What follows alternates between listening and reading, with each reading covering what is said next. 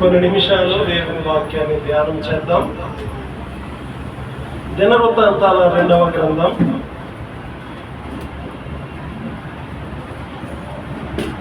15వ అధ్యాయం 1వ వచనం 2వ వచనం చదువుదాం. దినవృత్తాంతాల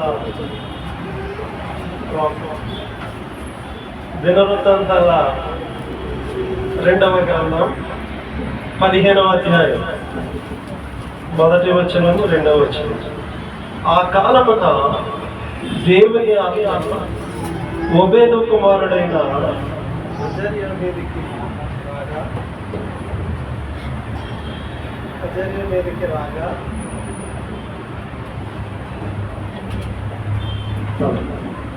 అజర్య మీదకి రాగా అతడు ఆసాను ఎదుర్కొనబోయి ఇలాగూ ప్రకటించాను. ఆసా, యోధావారులారా, బెన్యామీలారా, మీరందరూ నా మాట వినుడి. మీరు యెహోవా పక్షపు వారైన ఎడల ఆయన మీ పక్షమున ఉండును. మీరు ఆయన యొద్ద విచారణ చేసిన ఎడల ఆయన మీకు ప్రత్యక్షమగును. మీరు ఆయనను విసర్జించిన ఎడల ఆయన మిమ్మల్ని విసర్జించును. చిన్న ప్రార్థన. పరిశుద్ధుల ప్రేమ నమ్మకమైన మా తండ్రి, వందనాలు ప్రభువా. నీ మహాకృపలో మమ్మల్ని ప్రేమించి నీ మాటలో ధ్యానించే భాగ్యాన్ని మీరు మాకు ఇచ్చిన విధానాన్ని బట్టి నీకు వందనాలు.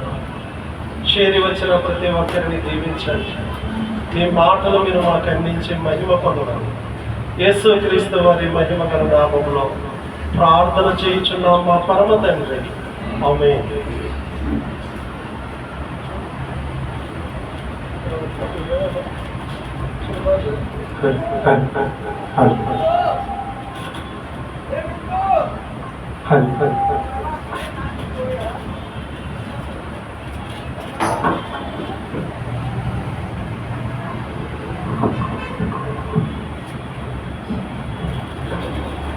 ప్రియులారా,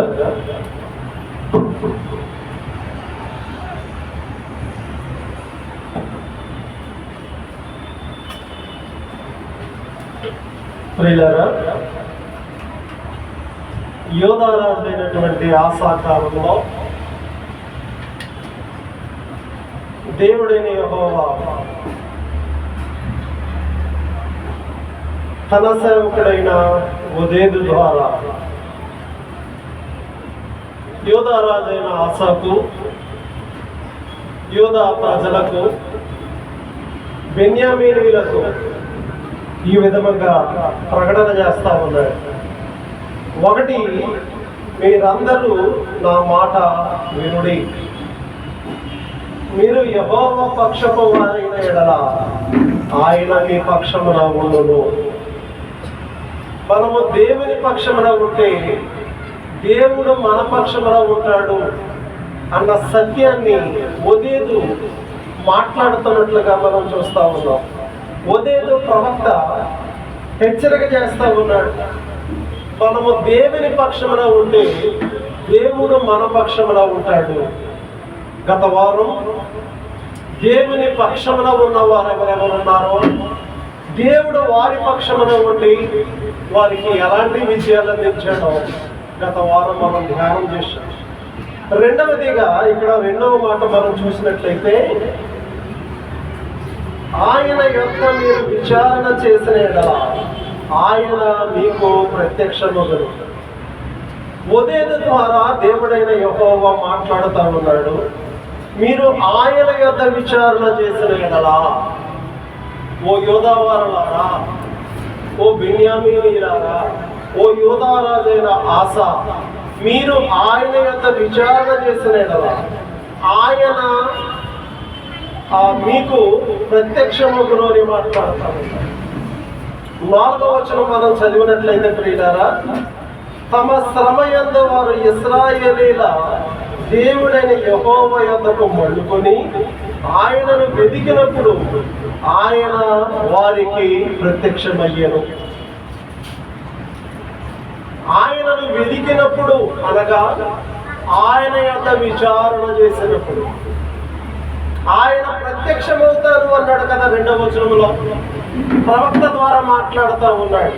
ఓ ఆస, ఓ బెన్యామీనీలారా, ఓ యోధావారులారా, మీరు ఆయన యొక్క విచారణ చేసిన యెడల ఆయన మీకు ప్రత్యక్షమగును. 4వ వచనంలో వారు ఆయనను వెదికారట, అంటే విచారణ చేశారు. అప్పుడు ఆయన వారికి ప్రత్యక్షమయ్యాడు అన్న సత్యాన్ని మనం చూస్తా ఉన్నాం. దేవుని యొద్ద విచారణ చేయాలి. విశ్వాసులమైన మనము దేవుని యొద్ద విచారణ చేసే వాళ్ళముగా ఉండాలి. ఆపదలు వచ్చినప్పుడు, కష్టాలు వచ్చినప్పుడు, రోగాలు వచ్చినప్పుడు, బాధలు వచ్చినప్పుడు, కొన్ని సమస్యలు మన ఎదురుగా కనపడుతున్నప్పుడు మనము దేవుని యొద్ద విచారణ చేయాలి. ఆయనను వెతకాలి. నా శ్రమలో నేను ఆయనను వెతికి తినంటాడు దాన్ని, నేను ఆయన యొద్ద విచారణ చేసి తినంటాడు దావీదు. కనుక ఆయనను వెతికే వాళ్ళముగా ఉన్నాం, ఆయన యొక్క విచారణ చేసే వాళ్ళముగా ఉన్నాం. ఆయన యొక్క విచారణ చేస్తే ఆయన మనకు ప్రత్యక్షమవుతాడు, అనగా ఆయన మనకు జవాబిస్తాడు. ఇర్మియా గ్రంథంలో 29వ అధ్యాయం చూడండి, 3వ వచనం. ఇర్మియా గ్రంథం 29వ అధ్యాయము 13వ వచనం చూడండి. మీరు నన్ను వెదికిన యెడల పూర్ణ మనస్సుతో నన్ను గురించి విచారణ చేసిన యెడల మీరు నన్ను కనుగొందురు, నన్ను నేను మీకు కనుపరుచుకొందును అన్నాడు కదండి. ఇదే యెహోవా వాక్కు. మీరు నన్ను వెదికిన యెడల, పూర్ణ మనసుతో నన్ను గురించి విచారణ చేసిన యెడల మీరు నన్ను కనుగొందురు, అంటే నా ద్వారా మీకు జవాబు వస్తా. మీరు నన్ను విచారణ చేసిన యెడల, మీరు ప్రార్థన చేసిన యెడల మీకు జవాబు వస్తుంది. ఇదే సైన్యములకు అధిపతి యెహోవా వాక్కు అన్నాడు. కనుక బైబిల్ భక్తులందరూ కూడా ఆది కాండం నుండి ప్రకటన వరకు కూడా దేవుని వెదికిన వారే, దేవుని యొక్క విచారణ చేసిన వారే. వారందరూ దేవుని వెనుకగా, దేవుని యొక్క విచారణ చేయగా దేవుడు వారికి ప్రత్యక్షమయ్యాడు. దేవుడే వారికి ప్రత్యక్షమయ్యాడు. ఉదాహరణ, అక్కడ 50 మంది ఉంటే రక్షించవా? అక్కడ 40 మంది ఉంటే రక్షించవా? అక్కడ 30 మంది ఉంటే రక్షించవా అన్నాడు ఒక ఆయన. దేవుడు వచ్చి అతడు ప్రశ్నలు వేస్తూ ఉంటే జవాబు ఇవ్వకుండా ఆయన వెళ్ళిపోయాడు. చివరికి ఆ 10 మందినైనా దేవుడు రక్షించగలిగాడు. కారణం ఏంటి అంటే అబ్రహాము దేవుని వెతికాడు. అక్కడ 50 మంది ఉంటే రక్షించవా? ఇదిగో ధూళియు బూడిదనైన నేను యెహోవా సన్నిధిని ఆయనతో మాట్లాడ తెగించి ఉన్నాను అన్నాడు. మాట్లాడటం, ప్రార్థన చేయటం, ఆయనను కనుగొనుట, ఆయనను వెతుకుట, ఆయనకు ప్రార్థన చేయుట, ఆయన యొక్క విచారణ చేయుట ఎప్పుడైతే మనం చేస్తామో దేవుడు తప్పక ఆయనను మనము కనుగొంటాము అని చెప్తా ఉన్నాడు కదా. ఆయనను మనం ఏం చేస్తామంట? మీరు నన్ను వెదకిన యెడల, పూర్ణ మనసుతో నన్ను గురించి విచారణ చేసిన యెడల మీరు నన్ను కనుగొందురు, నన్ను నేను మీకు కనుపరుచుకుందును. అదే ఈ ఒదేదు అనే ఆయన ఇదే మాట మాట్లాడుతూ ఉన్నాడు. మీరు ఆయన యొక్క విచారణ చేసిన యెడల ఆయన మీకు ప్రత్యక్షమగును అన్నాడు. గనుక ప్రియ దేవుని బిడ్డలారా, బైబిల్లో చాలా మందిని చూస్తాం. ఉదాహరణ దావీదు. సమూయేలు 2వ గ్రంథం, సమూయేలు 2వ గ్రంథం 2వ అధ్యాయము 1వ వచనం. 2వ అధ్యాయము 1వ వచనంలో నేను యోధా పట్టణములోనికి పోదునా అని యెహోవా యొద్ద విచారణ చేయగా పోవచ్చునని యెహోవా అతనికి సెలవిచ్చెను. నేను యెహోవా యొద్ద విచారణ చేయగా లేక నేను ఎక్కడికి పోతున్నా అంటున్నాడు, యోధా పట్టణములోనికి పోతున్నా అని యెహోవా యొద్ద విచారణ చేశాడు. ఎవరు? దావీదు. ఇప్పుడు దేవుడు ఏమంటున్నాడు, నువ్వు పోవచ్చును కదండి. కనుగొంటే దొరకాడా లేదా? ప్రార్థన చేస్తే జవాబిచ్చాడా లేదా? విచారణ చేస్తే ఆయన నేను ఉన్నానని అన్నాడా లేదా? కనుక ప్రియ దేవుని బిడ్డలారా, ఓ యోధావారులారా, ఓ బెన్యామీనీలారా, ఓ ఆశాభక్తుడా, మీరేం చేయాలి? ఒకటి,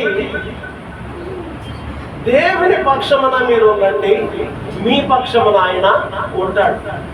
రెండవది, దేవుని యొద్ద విచారణ చేయండి, అప్పుడు ఆయన మీకు ప్రత్యక్షమవుతాడు అని చెప్పాడు.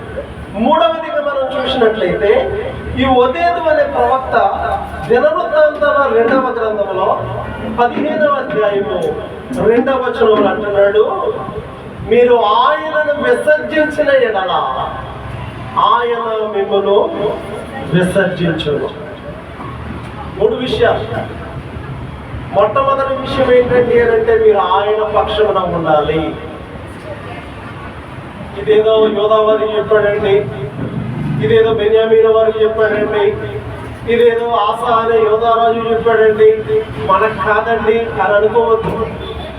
నీవైనా నేనైనా యెహోవా పక్షమున మనం ఉంటే, నా బిడ్డ లేక నా దాసురాలు లేక నా దోసుడు అని ఆయన కూడా మన పక్షమున ఉంటాడు, మన కార్యమును నెరవేరుస్తాడు. రెండవది, మనము ఆయన యొద్ద విచారణ చేయాలి. ఆయన యొద్ద విచారణ చేసినప్పుడు ఆయన మనకు ప్రత్యక్షమవుతాడు, ఆయన మనకు జవాబిస్తాడు, ఆయనను మనము కనుగొనగలము. ఈ విషయాన్ని మనం జ్ఞాపకం చేసుకోవాలి. మూడవది, మీరు ఆయనను విసర్జించిన ఎడల ఆయన మిమ్మల్ని విసర్జించు. ప్రాముఖ్యమైన విషయాలు ఈ 3 కూడా. లోకంలో ఉంటున్నాం, ఆదివారం దేవుని మందిరానికి వస్తున్నాం, ఆదివారమే ఆయన పక్షాన ఉంటామా? మిగిలిన రోజున ఆయన పక్షాన ఉండొద్దా? బ్రతికినంతకాలము ఆయన పక్షమున మనము ఉండాలి, అప్పుడే ఆయన మన పక్షమున ఉంటాడు. బ్రతికినంతకాలం మనకు అవసరతలు ఉంటాయి, గడిచిపోయిన వాళ్ళము కాదు. బ్రతికినంతకాలం ఆయన యొద్దే విచారణ చేయాలి, అప్పుడు ఆయన మనకు ప్రత్యక్షమవుతాడు, ఆయన మనకు జవాబిస్తాడు, ఆయనను మనము కనుగొనగలం. మూడవది, మీరు ఆయనను విసర్జించిన ఎడల ఆయన మిమ్మల్ని విసర్జించు. దేవుడు ఏంట్లే, ఇదంతా నా బలాన్ని బట్టి జరిగిపోతుంది, ఇదంతా నా డబ్బుని బట్టి జరిగిపోతుంది, ఆ దేవుడికి ఏముందిలే అని మాత్రం ఆయన విసర్జించారా, ఆయన మనలను విసర్జిస్తారు. అదే చెప్తున్నాడు, మీరు ఆయనను విసర్జించలే కదా ఆయన మిమ్మల్ని విసర్జించును అన్నాడు. న్యాయాధిపతుల గ్రంథం 10వ అధ్యాయం 13వ వచనం చదువుతామండి. న్యాయాధిపతుల గ్రంథం 10వ అధ్యాయం 13వ వచనం. అయితే మీరు నన్ను విసర్జించి అన్య దేవతలను పూజించితిరి గనుక నేను మిమ్మల్ని రక్షింపను. మీరు నన్ను విసర్జించారు, రక్షణ కొరకు అన్య దేవతలను అనుసరించారు, కనుక నేను మిమ్మల్ని రక్షించను. రక్షణ కొరకు అన్య దేవతలను అనుసరించారు, వారి ద్వారా రక్షణ కొరగలేదు. ఇప్పుడు మరలా నా దగ్గరకు వస్తున్నారు, నేను మిమ్మల్ని రక్షించను కదా. మన దేవుడు ఎన్నిసార్లు వెళ్ళినా క్షమించేస్తాడు, ఆయన క్షమించడానికి సిద్ధమైన మనసు గలవాడు. మనం మన ఇష్టానుసారంగా ఉండేసి ఆయన దగ్గరకు వచ్చేస్తే ఆయన చేసుకుంటాడు అనుకోవడం చాలా తప్పు. హెచ్చరిక చేస్తున్నాడు కదండి. ఈ న్యాయాధిపతుల గ్రంథంలో 10వ అధ్యాయం 13వ వచనంలో మనం చదువుతున్నాం, ఏమంటాం అన్నాడు, క్లియర్గా రాశాడు, మీరు నన్ను విసర్జించి అన్య దేవతలను పూజించితిరి. అలా పూజించిన కారణాన్ని బట్టి నేను మిమ్మును రక్షింపను కదండి. రక్షణ కావాలా? దేవుని యందే ఉండాలి. ఆయన విసర్జిస్తే మనకు రక్షణ లేదు. సమూయేలు మొదటి గ్రంథంలో 15వ అధ్యాయం 23వ వచనం అండి. సమూయేలు మొదటి గ్రంథం 15వ అధ్యాయము 23వ వచనం ఏమన్నాడు? అందరికీ తెలిసిన మాట.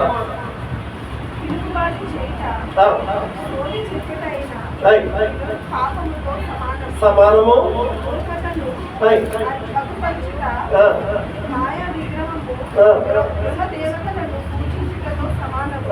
యెహోవా ఆజ్ఞను నీవు విసర్జించితివి కనుక నీవు రాజుగా ఉండకుండా ఆయన నిన్ను విసర్జించెను కదా.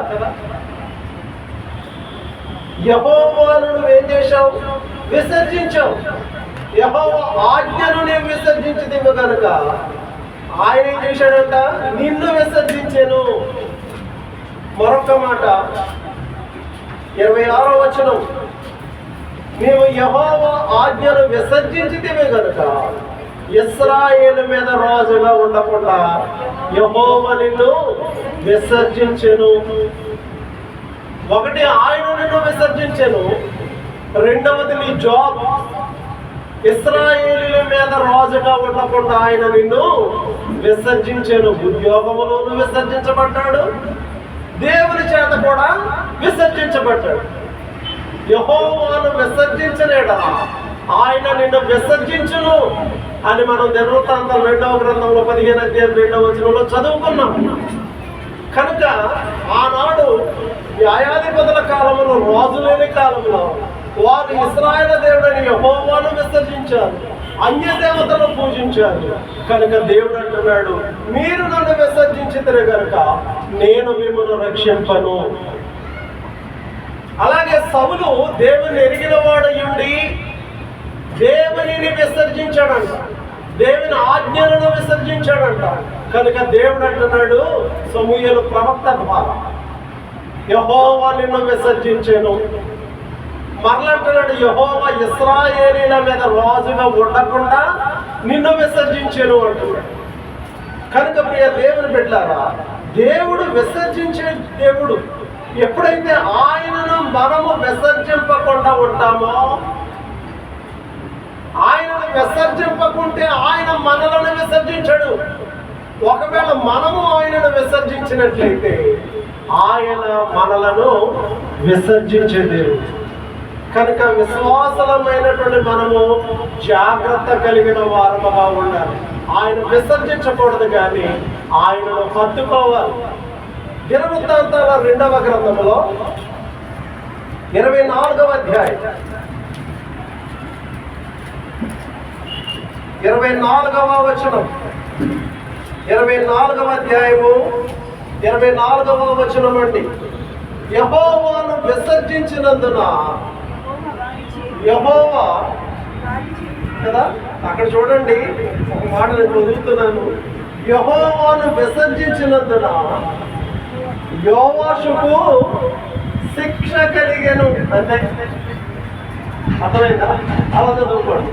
యెహోవాను విసర్జించినందున యోవాషుకు శిక్ష కలిగెను అన్నాడు. యోవాషుకు శిక్ష కలగడానికి గల కారణం వారు యెహోవాను విసర్జించారు. 3 విషయాలు మనం చూసాం.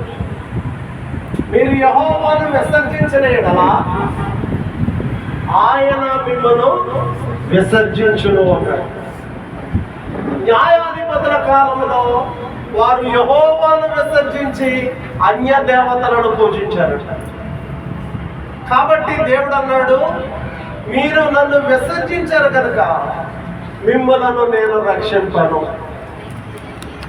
అలాగే ఇశ్రాయేలీల మొట్టమొదటి రాజు అయిన సౌలు దేవుని విసర్జించాడట. దేవుని ఎప్పుడైతే విసర్జించాడో యెహోవా నిన్ను విసర్జించెను అన్నాడు. రెండవది, దేవుని ఎప్పుడైతే విసర్జించావునో సౌలును ఇశ్రాయేలు మీద రాజుగా ఉండకుండా దేవుడు విసర్జించాడు. ఇక్కడ మూడవది మనం చూస్తా ఉన్నాం. యోవాషు అనే రాజు ఉన్నాడు, అతడు యెహోవాను విసర్జించాడంట. గనుక అతనికి ఏం కలిగింది? శిక్ష కలిగెను అన్నాడు. కాబట్టి విశ్వాసులమైన మనము ఆయనను విసర్జించకూడదు. విసర్జించుటంటే ఆయనను అలక్ష్యము చెయ్యాలి కదా. అలక్ష్యం చెయ్యాలా, లక్ష్యం చెయ్యాలా? చెప్పాలి. లక్ష్యం అంటే ఏంటి, అలక్ష్యం అంటే ఏంటి? విసర్జించటం అంటే ఆయనను విడిచిపెట్టుట.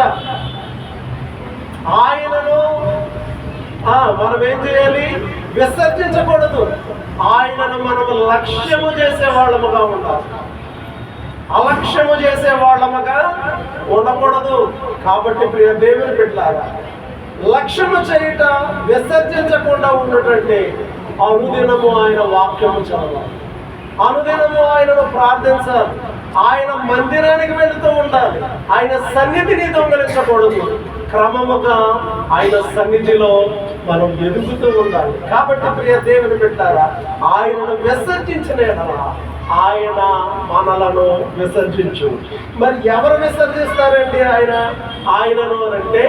సామెతల గ్రంథంలో 1వ అధ్యాయం చూడండి. సామెతల గ్రంథంలో ఆయన ఎవరు విసర్జిస్తారు అని అంటే 1వ అధ్యాయము 32వ వచనం అండి.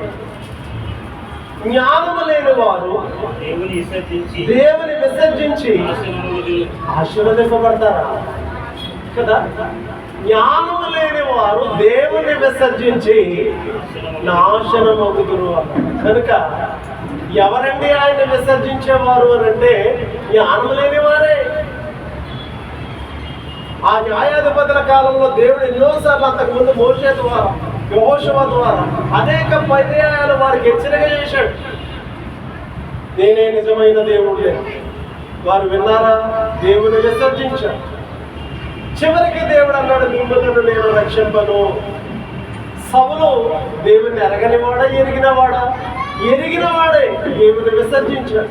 దీన్ని బట్టి ఉన్న సమస్తాన్ని బట్టి మించిన వాడు లేడు కదా అనుకున్నాడు. ఇప్పుడు అందుకంటే జ్ఞానము లేని వారు దేవుని విసర్జించి నాశనమవుతురు అని మాట్లాడుతూ ఉన్నాడు. దేవుని విసర్జిస్తే వచ్చేది ఏంటండి? నాశనమే. ఎప్పుడు దేవుని విసర్జించకూడదు.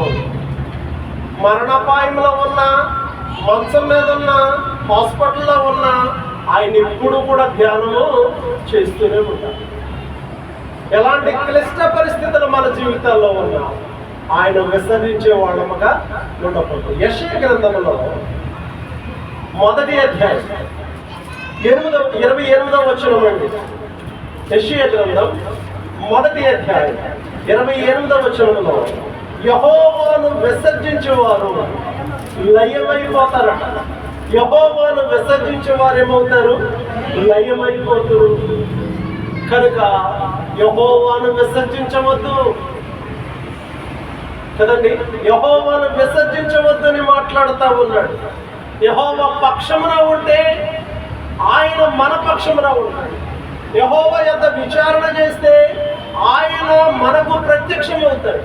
యెహోవాను విసర్జిస్తే ఆయన మనలను. 3 విషయాలు, 3 పాఠాలు దేవుడు మనతో మాట్లాడుతూ ఉన్నాడు.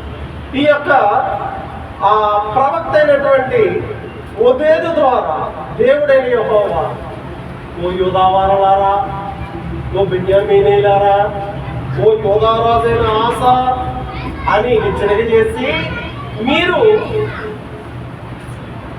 యెహోవా పక్షమున ఉన్నట్లయితే ఆయన మీ పక్షమున ఉంటాడు. రెండవది, మీరు యెహోవా యొద్ద విచారణ చేసినట్లయితే ఆయన మీకు ప్రత్యక్షమవుతాడు. మూడవది, మీరు ఆయనను విసర్జించినట్లయితే ఆయన మిమ్మల్ని విసర్జిస్తారు అని హెచ్చరిక చేస్తాము. దినవృత్తాంతాల 2వ గ్రంథంలో ఈ 3 మాటలకు హెచ్చరిక చేసి చూడండి. 15వ అధ్యాయం 7వ వచనం. దినవృత్తాంతాల 2వ గ్రంథం 15వ అధ్యాయం 7వ వచనం. కాబట్టి మీరు బలహీనులు కాక ధైర్యం వహించుడి అని హెచ్చరిక చేస్తారు. మీరు బలహీనులు కాక మీరు ధైర్యము వహించండి. ఏ మాటల ద్వారా బలహీనులు కాక, ఏ మాటల ద్వారా బలహీనులు కాక, ఏ మాటల ద్వారా ధైర్యం వహించాలి అనంటే, మనము దేవుని పక్షాన్ని ఉంటే దేవుడు మన పక్షంలో ఉంటాడంట అని ధైర్యం వహించాలి. మనం ఆయన యొక్క విచారణ చేస్తే ఆయన మనకు ప్రత్యక్షమవుతాడంట అని ధైర్యం వహించాలి. ఆయన మనం విసర్జిస్తే ఆయన మనం విసర్జించేస్తాడంట అని మనము ఆయనను విసర్జించక ఉండాలి అని ధైర్యము వహించుడి అని మాట్లాడతాము. ధైర్యము వహించుడి అని హెచ్చరిక చేస్తూ 8వ వచనంలో ఈ ఒదేదు అనే మాట ఆయన ప్రవక్త చెప్తూ ఉండి, ఆ 8వ వచనం, హేయమైన విగ్రహములన్నింటినీ తీసివేసి ఆయన బలిపీఠమును కట్టించి యూదా వాళ్ళందరినీ, బెన్యామీనులందరినీ, ఎఫ్రాయిము, మనష్షే, సీమోను గోత్ర స్థానముల నుండి వచ్చి వారి మధ్య నివసించి పరదేశులను సమకూర్చెను. ఈ మాట చెప్పగానే ఏ మాట? మీరు బలహీనులు కాక ధైర్యం వహించండి అన్నాడు. ఎప్పుడైతే మీరు బలహీనులు కాక ధైర్యం వహించండి అని అన్నాడో, ఈ మాట వినగానే వాళ్ళు ఏం చేస్తా ఉన్నారు అని అంటే, ప్రవక్త అయిన ఓదేదు ప్రవచించిన ఈ మాటలు ఆసా వినినప్పుడు అతడు ధైర్యము తెచ్చుకొని యూదా బెన్యామీన దేశమందంతటి నుండి ఎఫ్రాయిము మధ్యములో తాను పట్టుకొనిన పట్టణములన్నిటిలో నుండి హేయమైన విగ్రహములన్నిటినీ తీసివేసి యెహోవా మంటపము ఎదుట నుండి యెహోవా బలిపీఠమును మరలా పెట్టించెను. కదండి, యూదా రాజు అయిన ఆస ఏం చేస్తా ఉన్నాడు అంటే, మీరు బలహీనులు కాక ధైర్యం వహించండి. ఆయన పక్షమున ఉంటే మీ పక్షమున ఆయన ఉంటాడు. ఆయన వద్ద విచారణ చేస్తే మీకు ప్రత్యక్షమవుతాడు. ఆయనను విసర్జిస్తే ఆయన మిమ్మల్ని విసర్జిస్తాడు అని ఎప్పుడైతే చెప్పాడో, ఆస వెంటనే ఏం చేస్తా ఉన్నాడు అని అంటే, ధైర్యం తెచ్చుకున్నాడు. బలిపీఠాలన్నింటిలో అన్యదేవతల బలిపీఠములను విగ్రహములను తీసివేశాడు. యెహోవా బలిపీఠమును మరలా కట్టించాడు. యూదా వారందరినీ, బెన్యామీనులందరినీ, ఎఫ్రాయిము, మనష్షే, సిమియోను గోత్ర స్థానములలో నుండి వచ్చి వారి మధ్య నివసించే పరదేశులను సమకూర్చారు. అతని దేవుడైన యెహోవా అతనికి సహాయుడైన చూచి ఇశ్రాయేలు వారిలో నుండి విస్తారమైన జనులు అతని పక్షమున చేరిరి. తర్వాత 11వ వచనములో, తాము తీసుకుని వచ్చిన పల్ల సొమ్ములో నుండి ఆ దినమున 700 ఎద్దులను 7,000 గొర్రెలను యెహోవాకు బలులుగా అర్పించెను. 13వ వచనం అండి, పిల్లలనేమి పెద్దలనేమి పురుషులే గాని విచారణ చేయని వారందరికీ మరణము విధించు మరియు నిష్కర్షణ చేసుకొని. చూసారా, ఎప్పుడైతే మాటలు వినపడ్డాయో, ఏ మాటలు? మీరు బలహీనులు కాక బలవంతులై ఉండండి అని ఎప్పుడైతే ఈ ఒదేదు అనే ప్రవక్త ప్రవచించాడో, వెంటనే యూదారాజైన ఆస ధైర్యం తెచ్చుకొని దేవునికి బలిపీఠం మరలా కట్టి విగ్రహాల బలిపీఠాలన్నీ పడద్రోసి దేవునికి బలులర్పించి ఒక గొప్ప నిర్ణయం, ఎవడైతే దేవుని దగ్గర ప్రార్థన చెయ్యడో వానికి మరణ శిక్ష విధింపబడుతుంది అన్నాడు. ఎవరైతే దేవునికి ప్రార్థన చెయ్యరో వారికి ఏముంది? ఈ 13వ వచనంలో మరణ శిక్ష ఉంది అని మాట్లాడాడు. 15వ వచనంలో మనం చూసినట్లయితే, ఇలాగ ప్రమాణము చేయబడక సంతోషించిరి. వారు పూర్ణ హృదయముతో ప్రమాణము చేసి పూర్ణ మనసుతో ఆయనను వెతికి ఉండిరి. కనుక యెహోవా వారికి ప్రత్యక్షమై చుట్టూనున్న దేశస్థులతో యుద్ధములు లేకుండా వారికి నెమ్మది కలుగజేశాడు. వారు ఎప్పుడైతే ఇలా చేశాడో దేవుడు వారికి ప్రత్యక్షం అవడం మొదలు పెట్టాడు. ఈ ప్రవక్త దాని ముందే చెప్పాడు కదా, మీరు నన్ను వెతికిన ఎడల లేక నా యొక్క విచారణ చేసిన ఎడల ఆయన మీకు ప్రత్యక్షమవుతును అన్నాడు. అలాగే వీరు ఎప్పుడైతే దేవుని ఎదుట వారు వెతికారో, ఈ 15వ వచనంలో ఆయన వారికి ప్రత్యక్షమై చుట్టూ ఉన్న దేశముల మీద యుద్ధాలు కలగకుండా వారికి నెమ్మది కలుగజేశాడట. ఎంతకాలం నెమ్మదండి అని అంటే 19వ వచనం, ఆసా ఏలుబడి యందు 35వ సంవత్సరం వరకు యుద్ధములు జరగలేదు. ఏమండి, ఆసా ఏలుబడిలో 35 సంవత్సరాలు యుద్ధాలు జరగలేదు. అంటే దేశం ఎంత శాంతి సమాధానంగా ఉందో. కారణం చెప్పాలి, మాటలు ఎందుకు చెప్పారు అని అంటే ఆసా జీవితాన్ని మనం ధ్యానం చేస్తూ ఉంటాం. ఆసా ప్రవక్త అయిన ఓదేదు హెచ్చరిక చేసిన వెంటనే అతడు బలహీనపరచబడకుండా ధైర్యం వహించి ఆ దేశంలో ఉన్నటువంటి విగ్రహాలన్నింటినీ పడగొట్టి యెహోవా బలిపీఠం మరలా నిలవబెట్టి బలులర్పించి ఒక ప్రమాణం చేయించాడు. ఇదిగో, ఎవడైతే దేవుని యొద్ద విచారణ చేయడో వాడిని చంపేస్తారు, మరణ శిక్ష అన్నాడు. అలాగ శాసనము చేయించి అలా దేవునికి ప్రార్థన చేస్తూ ఉంటే ఆయన వారికి ప్రత్యక్షమై ఆ చుట్టుపక్కల ఉన్న దేశాలన్నీ కూడా శాంతి సమాధానంగా ఉంచాడు కనుక వారికి యుద్ధాలు కలుగకుండా నెమ్మదిగా ఉందంట. ఎంతకాలం? 35 సంవత్సరాలు నెమ్మదిగా ఉండేను. అర్థమవుతుందండి. 14వ అధ్యాయంలో ఆసా జీవితాన్ని మనం స్టార్ట్ చేశాం. బలము లేని వారికి బలమిచ్చుటకు నీకన్నా సమమైన వాడు ఒక్కడునూ లేడు అని ప్రార్థన చేశాడు. చేశాడా లేదా? చేశాడు. తర్వాత మనం చూస్తా ఉన్నాం, చేసిన వాడు 11వ వచనంలో నిన్నే నమ్ముకున్నాము అన్నాడు. 14-11లో కదండి, నిన్నే నమ్ముకొని ఉన్నాము అన్నాడు. బలము లేనికి సహాయం చేయవారిలో నీకంటే సమమైన వాడు ఎవడనూ లేడు అన్నాడు. దేవుని ధర్మశాస్త్రమును అనుసరించారు. 4వ వచనంలో దేవుని ధర్మశాస్త్రమును అనుసరించారు, దేవుణ్ణి ఆశ్రయించారు. ఇదంతా 14వ అధ్యాయంలో ఆసా దేవుణ్ణి ఆశ్రయించగా, ఆసా దేవుని సన్నిధిలో గడపగా, ఆసా దేవుని సహాయము కోరగా దేశములో నెమ్మది కలిగేను అన్నాడు. దేశములో ఏమి కలిగాను? నెమ్మది కలిగింది. చూడండి, 5వ వచనం, 6వ వచనం, 14వ ఆ సంవత్సరములలో లేకపోవడం చేత దేశంలో నెమ్మది కలిగి ఉండేను కదండి. యుద్ధములు ఎందుకు లేవు?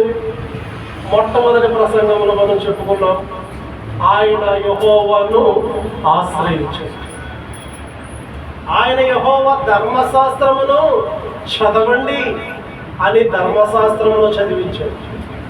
ఆయన దేవుని సహాయం కోరాడు కనుక ఆసా జీవితంలో నెమ్మది.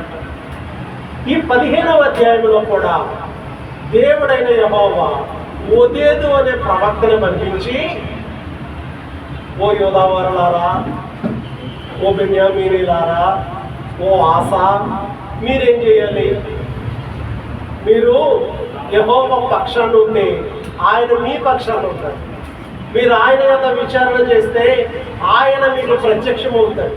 మీరు ఒకవేళ ఆయన విసర్జిస్తే ఆయన కూడా మిమ్మల్ని విసర్జిస్తాడు. కాబట్టి బలహీనులు కాక బలవంతులై ధైర్యము వహించండి అన్నాడు. వెంటనే ఆసా ధైర్యము వహించి ఆ అన్య దేవతల విగ్రహాలన్నీ పడగొట్టించి దేవునికి బలిపీఠం కట్టించి బలులు అర్పించి ఎవరైతే ఈ దేవునికి ప్రార్థన చేయరో వారందరినీ చంపేయాలని ఒక శాసనం నియమించి చాలా చక్కగా ఉన్నాడండి. కాబట్టి 35 సంవత్సరముల దేశంలో యుద్ధములు లేకుండా సమాధానముగా ఉన్నారు. ఇప్పుడు 16వ అధ్యాయానికి వస్తే ఆసా ఏలుబడి యందు 36వ సంవత్సరమున ఇశ్రాయేలీల రాజైన బయెషా యోదావారి మీద దండెత్తి బయలుదేరి చాలండి. 2 అధ్యాయాల్లో ఆసా యొక్క భక్తి చూశాం, 2 అధ్యాయాల్లో ఆసా యొక్క యథార్థత చూశాం. ఆస ఎలాగున్నాడంట చూడండి, 15వ అధ్యాయంలో 17వ వచనం చివరి భాగం. అతడు బ్రతికిన కాలమంతయు ఇతని హృదయము యథార్థముగా ఉండెను. ఏమండి, ఆస ఎలాగున్నాడు? యథార్థంగా ఉన్నాడు. 14వ అధ్యాయం అంతా యథార్థంగా ఉన్నాడు, 15వ అధ్యాయం అంతా యథార్థంగా ఉన్నాడు. 16వ అధ్యాయానికి వచ్చేటప్పటికి ఇశ్రాయేలు రాజైన బయెషా యోదావారి మీదకు దండెత్తి యుద్ధానికి రాగా ఇతని విశ్వాసం అంతా పోయింది, ఇతని యథార్థత అంతా పోయింది, ఇతనికి దేవుని మీద ఉన్న నమ్మకం అంతా పోయింది. సిరియా రాజైన బెన్హదదు అనే వాడిని ఆశ్రయించాడు. అప్పుడు వరకు దేవాది దేవుడని యెహోవాను ఆశ్రయించిన వాడు, అప్పుడు వరకు దేవాది దేవుడని యెహోవాను వెతికినవాడు, అప్పుడు వరకు దేవాది దేవుడని యెహోవా యొక్క పొందు కోరినవాడు. ఇప్పుడు ఎవరు పొందు కోరుతున్నాడు? సిరియా రాజైన బెన్హదదు అనే వాని యొక్క పొందు కోరుతున్నాడు, అంటే స్నేహము కోరుతా ఉన్నాడు. అక్కడ మనం చదువుతున్నట్లయితే ప్రియులారా, అక్కడ చూడండి 3వ వచనం, 2వ వచనం చదువుదాం. ఆస యెహోవా మందిరమందును రాజనగరం యందును ఉన్న బొక్కసములలోని వెండి బంగారములను తీసి దమస్కులో నివాసము చేయు సిరియా రాజైనకు బెన్హదదు దూతల చేత పంపించి కదండి. అంటే ఇతని దేశంలో ఉన్న బంగారం అంతా యెహోవా మందిరములో రాజనగరులో ఉన్న బొక్కసములలో, అంటే ధననిధులన్నీ కూడా ఆ స్టోర్లో ఉన్న డబ్బంతా, ధనమంతా, బంగారం అంతా, వెండంతా తీసి సిరియా రాజైన బెన్హదదుకు దూతల చేత పంపిస్తాం. ఎంత దౌర్భాగ్యం అండి కదా! దూతల చేత పంపించి నా తండ్రికి నీ తండ్రికి నాకును నీకును తండ్రి కలిగి ఉన్నది వెండి బంగారములను పంపి ఉన్నాను. చాలండి కదా, సంధి కలిగి ఉన్నది అంటే అర్థం ఏంటండి అంటే స్నేహము కలిగి ఉన్నది. నా తండ్రికి నీ తండ్రికి ఎలా బంధుత్వం ఉండేదో నాకు నీకు అలాంటి బంధుత్వమే ఉంది. అన్యరాజైన సిరియా రాజైన బెన్హదదుతో మాట్లాడుతూ ఉన్నాడు, దూతల ద్వారా మాట్లాడుతూ ఉన్నాడు. ఇదిగో సిరియా రాజైన బెన్హదదు, నా తండ్రికి నీ తండ్రికి ఎలాంటి స్నేహం ఉండేదో నాకును నీకు అలాంటి స్నేహమే ఉంది. ఇదిగో ఇశ్రాయేలు రాజు అయినటువంటి బయెషా నా మీదకి యుద్ధానికి వస్తా ఉన్నాడు, నీవు ఏ విధము చేతనైనను వానిని ఆపాలి అన్నాడు. వట్టిని ఆపేస్తాడా? కాబట్టి మందిరములో ఉన్న బంగారం అంతటిని, యోధ నగరులలో ఉన్న బంగారం అంతటిని, వెండినంతటిని తీసి ఆ రాజు అయినటువంటి బెన్హదదుకు పంపించాడు. ఎంత విచారం! రాజైన బెన్హదదుకు పంపించినట్లుగా మనం చూస్తూ ఉన్నాం. చాలా బాధాకరమైనటువంటి విషయం. అలా పంపించి మనిద్దరికి కూడా ఏముంది అంటున్నాడంటే సంధి కలిగి ఉన్నది. వెండిని బంగారుని పంపి ఉన్నాను, ఇశ్రాయేలు రాజైన బయెషాను విడిచి అవతలకు పోతున్నట్లు నీవు అతనితో చేసిన సంధిని భంగము చేయమని వర్తమానము చేశాడు. ఎప్పుడైతే ఇలా వర్తమానం చేశాడో వాళ్ళిద్దరి మనసులు అలా తెలుస్తున్నాయో వెంటనే దేవుడనే యెహోవా మరో ప్రవక్తను పంపించాడు, లేక మరో దీర్ఘదర్శి హనానీ అనే ప్రవక్తను పంపించాడు. 7వ వచనం, ఆ కాలమందు దీర్ఘదర్శి అయిన హనానీ యూదా రాజైన ఆసా యొద్దకు వచ్చి అతనితో ఇలాగూ ప్రకటించాను, నీవు నీ దేవుడైన యెహోవాను నమ్ముకొనక. ఏమండి, ఆసా ప్రారంభం బాగానే ఉంది. ప్రారంభం ఎలా ఉంది? ఆసా ప్రారంభం ఎలాగుందో తెలుసండి. చూడండి, దినవృత్తాంతాలు 2వ గ్రంథంలో 14వ అధ్యాయం 11వ వచనములో ఒక 4 లైన్లు విడిచిపెట్టి చదివితే, నిన్నే నమ్ముకొని ఉన్నాను. ఏమన్నాడు? నిన్నే నమ్ముకొని ఉన్నాను దేవా అన్నాడండి. నిన్నే నమ్ముకొని ఉన్నాను అన్నాడండి. ఇప్పుడేమంటున్నాడు? ఈ 7వ వచనంలో మనం చదువుతా ఉన్నాం, నీ దేవుడని యెహోవాను నమ్ముకొనక సిరియా రాజును నమ్ముకొంటివే. చాలండి. ఓ ఆసా, ప్రకటన ఎందుకు ముందుకు దేవుడు పంపించాడు? ఉదేదు అనే ప్రవక్త ద్వారా ప్రకటన ఎందుకు వచ్చింది? ఆసా యొక్క హృదయాన్ని ఎరిగిన వాడు దేవుడు. ఏమో రానున్న దినాల్లో వీడు తప్పుపోతాడన్న సంగతి దేవుడు ఎరిగినవాడు. కాబట్టి ప్రవక్త అయిన ఉదేదును పంపించి, ఓ ఆసా అంటే ఓ యోధారాజైన ఆసా, ఓ బెన్యామీనీలారా, ఓ యోధావారులారా, మీరు యెహోవా పక్షాన్ని ఉంటే ఆయన మీ పక్షాన్ని ఉంటాడు. మీరు ఆయన యొక్క విచారణ చేస్తే ఆయన మీకు ప్రత్యక్షమవుతాడు. మీరు ఆయనను విసర్జిస్తే ఆయన మిమ్మల్ని విసర్జిస్తాడు. కాబట్టి బలహీనులు కాక ధైర్యము వహించండి అని ప్రవక్త అయిన ఉదేదు ద్వారా హెచ్చరిక వచ్చింది. ఈయన నిజంగానే దాన్ని నెరవేర్చాడు. ఎంతలోనే శోధకుడు వచ్చాడు. శోధకుడు పేరేంటి? బయోషా. ఎవరతను? ఇశ్రాయేళ్ల రాజు. ఎవరి మీదకి వచ్చాడు? యోధారాజు అయిన ఆసా మీదకి వచ్చాడు. ఇప్పుడు యోధారాజు అయిన ఆసా ఏం చేస్తున్నాడు? సైన్యములకు అధిపతి యెహోవాను విసర్జించి కదా సిరియా రాజు అయిన బెన్హదదును ఆశ్రయించాడు. గమనిస్తున్నారా? ఆసా యోధారాజు సైన్యములకు అధిపతి యెహోవాను విసర్జించి సిరియా రాజైన బెన్హదదును ఆశ్రయించాడు. దేవుడైన యెహోవాను నమ్ముకొనక సిరియా రాజైన బెన్హదదును నమ్ముకున్నాడు. ఇప్పుడు ప్రవక్త వచ్చి చెప్తున్నాడు, హనానీ అంటున్నాడు, లేక దీర్ఘదర్శి అయిన హనానీ వచ్చి ఆసాతో మాట్లాడుతున్నాడు. ఏమంటున్నాడు అని అంటే, ఆ కాలమందు దీర్ఘదర్శి అయిన హనానీ యోధారాజైన ఆసా యొద్దకు వచ్చి అతనితో ఇలాగ ప్రకటించెను, నీవు నీ దేవుడైన యెహోవాను నమ్ముకొనక సిరియా రాజును నమ్ముకొంటివే.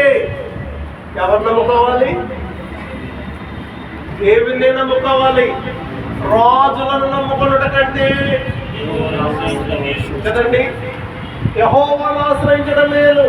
నరులను నమ్ముకున్నట కంటే యెహోవాను ఆశ్రయించడం మేలని వాక్యం చెప్తా ఉంటే, ఈ ఆశ భక్తుడే కానీ, ఆశ ప్రారంభం బాగానే ఉంది కానీ చివరికి విశ్వాస భ్రష్టుడయ్యాడు. ఆయన జీవితాన్ని మనం చూస్తున్నట్లయితే, నీవు నీ దేవుడిని యెహోవాను నమ్ముకొనక సిరియా రాజును నమ్ముకుంటేవి. సిరియా రాజు యొక్క సైన్యము నీ వశమును తప్పించుకొనిపోయాను. విస్తారమైన రథములను, గుర్రపు రౌతులను గల కూర్చీలను, లోపేలను గొప్ప దండాయి వచ్చి కదా. ఆయనను నీవు యెహోవాను నమ్ముకొనినందున ఆయన వారిని నీ చేతికి అప్పగించెను కదండి అని చెబుతూ 9వ వచనంలో ఈ విషయమందు నీవు మతి తప్పి ఏం తప్పావు? మతి తప్పావు. నీకు ఆనాడు యుద్ధం జరుగుతూ ఉంటే, దేవా బలము లేని వారికి సహాయం చేయటానికి నీకంటే బలమైన వాడు ఎవరు లేరని ప్రార్థించావు కదా. 14వ అధ్యాయంలో కూషీలందరూ వచ్చి నీ మీదకి యుద్ధానికి వస్తే నువ్వు నన్ను ప్రార్థించగా కూషీలందరూ నేను ముద్దాను కదా. అంత సహాయం చేస్తే నీవు నన్ను విడిచి సిరియా రాజైన బెన్హదదును నమ్ముకుంటావా? ఈ విషయం అందరూ మతి తప్పి ప్రవర్తించితివి ఎంత కనుక బాధాకరం అండి. ఈ విషయం అందరూ మతి తప్పి ప్రవర్తించినవి కనుక ఇది మొదలుకొని నీకు ఇది మొదలుకొని నీకు యుద్ధములే కలుగును. ఎంత విచారం. జాగ్రత్త. ఇదేదో యోధారాజైన ఆశ గురించి చెప్తున్నాడులే మనం అనుకుంటున్నారేమో. సాతాను చాలా కీర్తిపరుడు. ఎలాంటి పరుడు? కొన్నిసార్లు అన్ని బాగున్నాక ప్రభువులో సాగిపోతూ ఉండగా ఎక్కడో ఏదో రప్పిస్తాడు వాడు. ఏ అపాయమో, ఏ శోధనో, ఏ రోగమో, ఏ బాధో రప్పించినప్పుడు మన విశ్వాసానికి ఒక పరీక్ష. దేవుల్లో ఉంటావా, వాడిలో కలిసిపోతావా? కొన్నిసార్లు మీరు గమనించండి. అంటే డబ్బులు లేవనండి, అప్పిస్తానన్నాడేనండి, అలాగే వెళ్ళామండి అంటారు కొంతమంది. రకరకాల స్వాతులు చెప్తూ ఉంటారు. ఇది రప్పించిన వాడెవరు? దేవుడు. ఎందుకు రప్పించాడు? నీ విశ్వాస్యతను పరీక్షిస్తున్నాడు ఆయన. ఆశా మీదకి అనగా యోధారాజైన ఆశా మీదకి ఇశ్రాయేలు రాజైన బయెషాను రప్పించిన వాడెవరు? దేవుడే. ఈ యోధారాజైన ఆశ నేను ముగ్గురిని నాకే ప్రార్థన చేస్తాడా? స్టార్టింగ్ లో చేశాడు కదా. కూషీలు వచ్చినప్పుడు అలాగ ఇప్పుడు చేస్తాడా, లేక సిరియా రాజు నమ్ముకుంటాడా అని దేవుడైన యెహోవా ఒక పరీక్ష యోధారాజైన ఆశకు పెట్టినప్పుడు యోధారాజైన ఆశ ఆ పరీక్షలో ఓడిపోయాడు. అతడు మతి తప్పి ప్రవర్తించారు. అన్నమాట. 9వ వచనం ఎంత ఘోరం ఉందంటే, నీవు మతి తప్పి ప్రవర్తించితివి. యెహోవా నమ్ముకోవలసిన నీవు సిరియా రాజు నమ్ముకొని మతి తప్పి ప్రవర్తించు. యెహోవా మందిరములో ఉన్న ధననిధిని మందిరములకు వచ్చే వారికి కొంచెం పెట్టకుండా సెక్యూరిటీ కోసం సిరియా రాజుగా అప్పగించావు.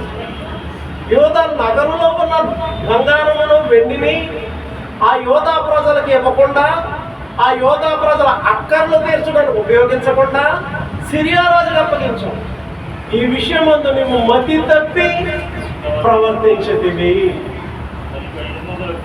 ఇది మొదలుకొని నీకు యుద్ధములే కలుగును కదా.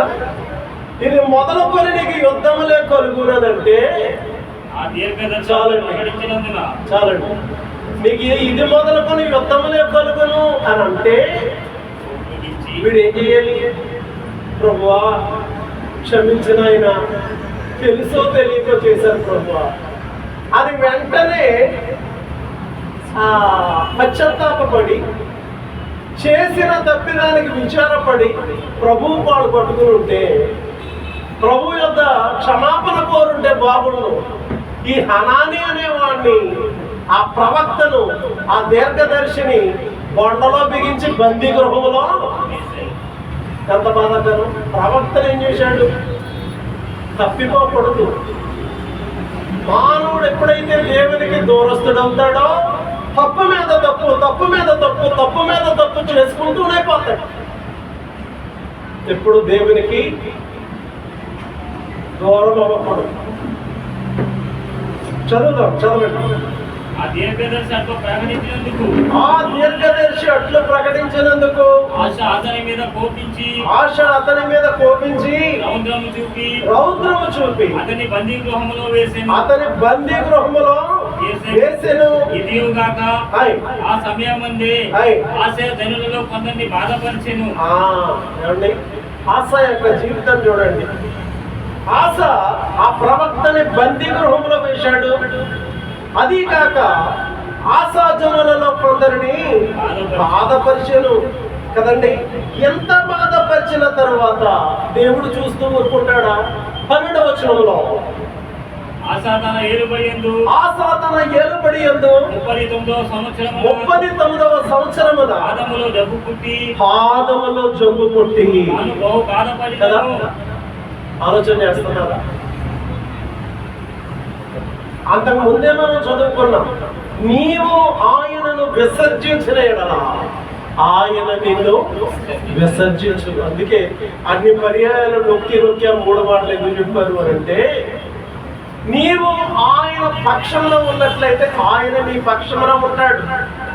నీవు ఆయన యొక్క విచారణ చేస్తే ఆయన నీకు ప్రత్యక్షమవుతాడు. నీవు ఆయనను విసర్జిస్తే ఆయన నిన్ను విసర్జిస్తాడు. ఇప్పుడు యోధారాజైన ఆసా చేసిన పాపం ఏంటి అని అంటే, హెచ్చరిక వచ్చింది, హెచ్చరికను పాటించాడు కానీ పూర్తిగా పాటించలేకపోయాడు.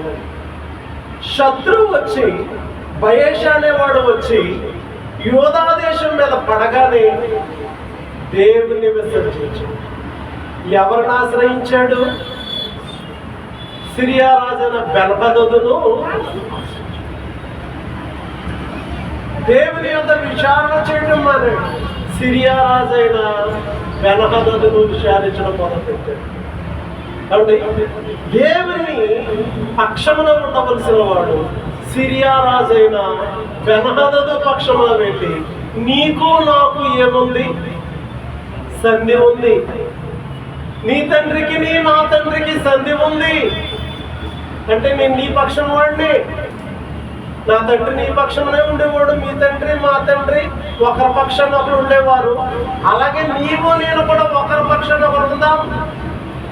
ఈ 3 మాటలు కూడా ఈ దినవృత్తాంతాలు 2వ గ్రంథం 15వ అధ్యాయం 2వ వచనంలో ఉన్న 3 మాటలు కూడా అతడు నిలబెట్టుకోలేకపోయాడు. సిరియా రాజైన బెన్హదదును ఆశ్రయించి దేవుడైన యెహోవాను విసర్జించాడు. అతని పక్షమున చేరాడు. దేవుడైన యెహోవా పక్షమును విడిచాడు. అతని యొక్క విచారణ చేస్తా ఉన్నాడు. దేవుని యొక్క విచారణ చేయట మానాడు. అక్కడికి సర్వ సృష్టికర్త అయిన దేవుడు, జాలిగల దేవుడు, దయగల దేవుడు కనుక హనాని అనే దీర్ఘదర్శి అయిన ప్రవక్తను పంపించాడు. అతను చెప్తా ఉంటే వీడు రౌద్రుడై అతనిని బందీ గృహంలో వేశాడు. ఎంత ఘోరమండి! అప్పుడు దేవుడు పాదములలో ఏమిటాడు?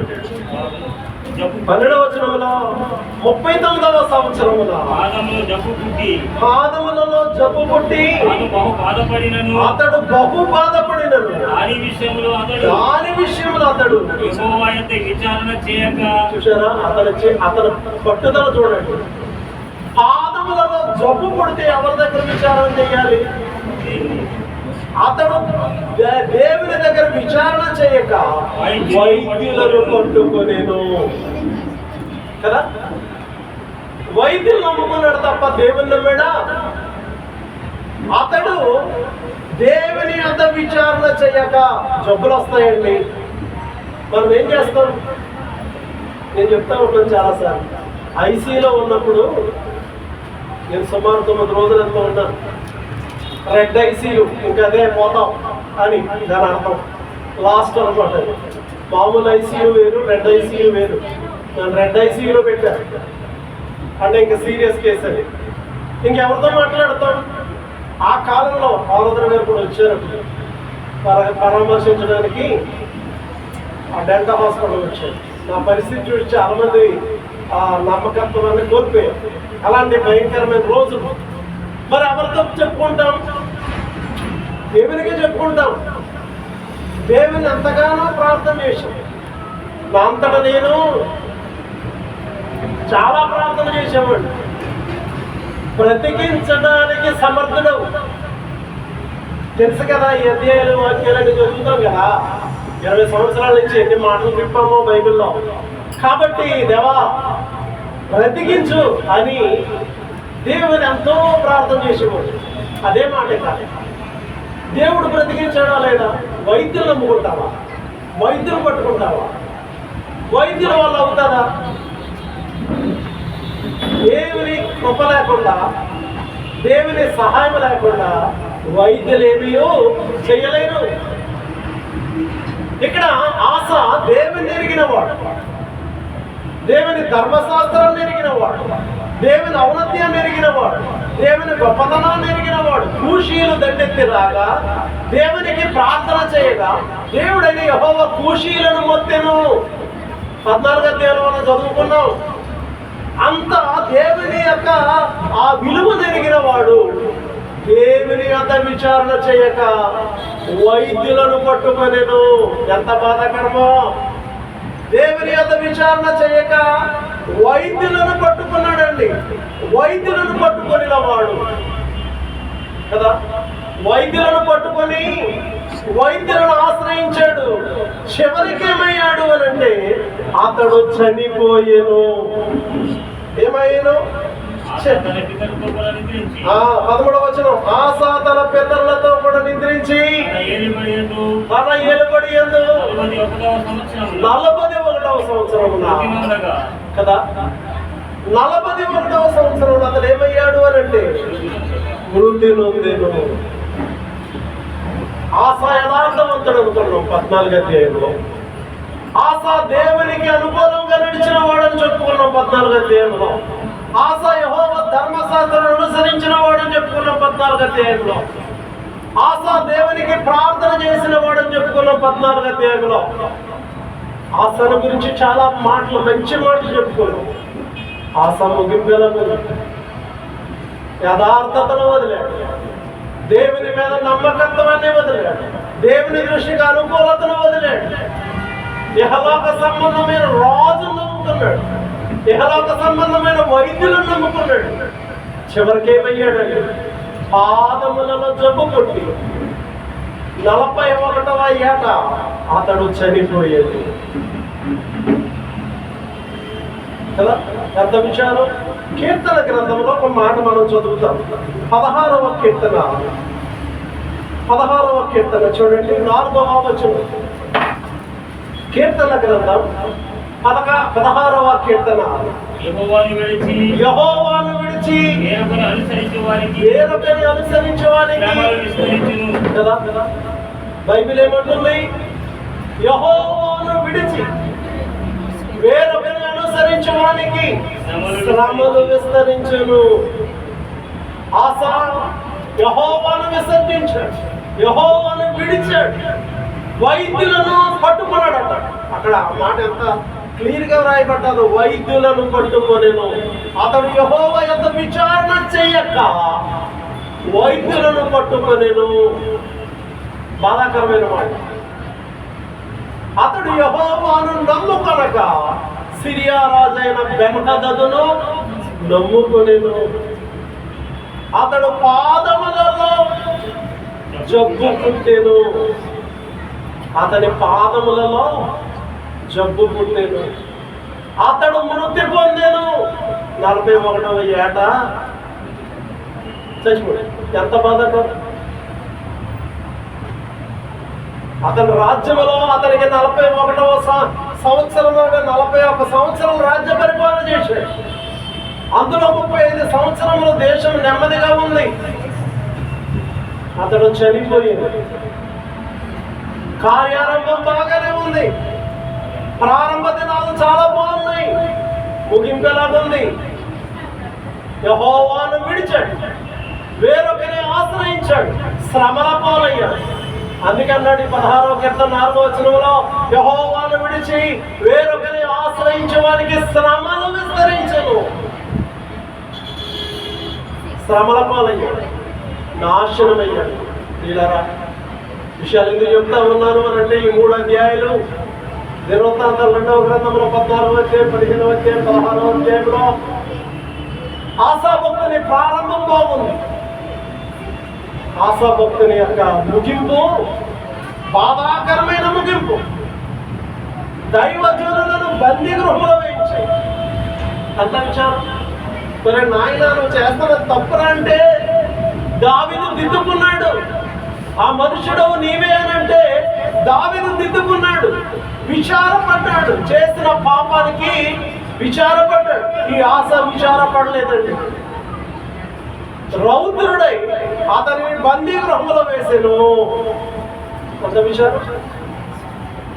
కనుక ప్రియ దేవుని బిడ్డ, మన ప్రారంభం బాగానే ఉండదు. మీరు ఎంతమందిని చూశారు? బాప్తిస్మరిస్తున్న ప్రారంభంలో చాలా బాగుంటారు. రాను రాను రాను రాను క్రమక్రమంగా దేవునికి దూరం అయిపోతారు. వారి ఇష్టానుసారంగా జీవించేస్తారు. ఏదో పెడతాడు దేవుడు ఇప్పుడు. అప్పుడు మరలా కొంతమంది కదా పశ్చాత్తాపడి రియలైజ్ అయ్యి మరలా వస్తారు దేవుని దగ్గర. కొందరు అక్కడి నుంచి అలా అలా అలా అలా పోతారు, దేవుని మందిరాన్ని మానేస్తారండి. చాలా విచారం కదా. నేను ఎన్నోసార్లు చెప్తాను, దేవుని వాక్యాన్ని, దేవుని మందిరాన్ని, దేవుని సేవకుని, ఈ నలుగురిని కూడా ఎప్పుడు విడిచిపెట్టకూడదు. దేవుని విడిచావా, యెహోవాను విడిచి వేరొకరిని అనుసరించే వానికి శ్రమలు విస్తరించినన్నాడు కదా. వాక్యము, నేను పాపము చెయ్యకుండానట్లు నీ వాక్యము నా హృదయంలో ఉంచుకొని ఉన్నాను అన్నాడు కదా. వాక్యమును విడిచిపెట్టకూడదు. వాక్యం విడిచిపెట్టామంటే పాపంలో పడిపోయామని అర్థం. సంఘం క్రమబద్ధీకరణ, సంఘం వాక్యపు గద్దింపు, వాక్యపు హెచ్చరిక కదా. వాక్యము హెచ్చరిస్తూ ఉంటుంది సంఘం. సేవకుడు జెరుబ్బాబెలులో చేతిలో ఏముండాలంట? నూలుగుండు, మట్టపు గుండు ఉండాలంట. ఇది స్ట్రైట్ గా ఉందో లేదో అని చెప్పి మట్టపు గుండు, దానితో చూస్తాడు. అంత ఎంత బిల్డింగ్ కట్టినా మూలమట్టం అంటాం కదా, దానితో సరి చేస్తాడు. ఏదైనా ఎదురుగా అడ్డంగా ఉంటే తాపితో దాన్ని ఏం చేస్తాడు? కొడతాడు సేవకుడు. మేగడం సేవకుడు ఏం చేస్తాడు? అది మీకు బాధాకరంగా ఉండొచ్చు, కానీ దేవుని దృష్టిలో నా సేవకుడు బాగానే చెప్తాడు. కానీ దేవుని సేవకుడు హెచ్చరిస్తాడు, గద్దిస్తాడు, బుద్ధి చెప్తాడు, అదే సమయంలో ప్రేమిస్తాడు. కనుక దేవుని సేవకుడు వదలదు, దేవుని వాక్యాన్ని విడిచిపెట్టద్దు, దేవుని సంఘాన్ని విడిచిపెట్టద్దు, దేవుణ్ణి విడిచిపెట్టదు. చివరికి ఆశ దేవుని విడిచిపెట్టి, దేవుని సహవాసాన్ని విడిచిపెట్టి, మరి బిడ్డలు కట్టాడు కదా దేవునికి, మరి ఏమయ్యాడు కదా. కాబట్టి దేవుని విడిచాడు, దేవుని సహవాసాన్ని విడిచాడు. భ్రష్టుడుగా పాదాల్లో జబ్బు కొట్టి చచ్చిపోయాడు. Moral of the story. దీని నుండి మనం ఏం నేర్చుకుంటున్నాం? మన ప్రారంభం బాగానే ఉంది, ముగింపు ఎలా ఉందో, బొందులో ప్రాణం ఉన్నంత వరకు, చనిపోయే స్థితి, చనిపోయే వరకు కూడా నమ్మకమైన దేవునికి మన హృదయములను అప్పగించాలి, మన ఆత్మలను అప్పగించాలి. నమ్మకమైన సృష్టికర్త. అప్పుడే ఈ భూలోకంలో మనకు నెమ్మది, మనకు శాంతి. ఈ లోకాన్ని విడిచినా కూడా ఆయనతో నిత్యత్వములో సదాకాలం మనము ఉంటాం. లేకపోతే అగ్ని ఆరదు, పురుగు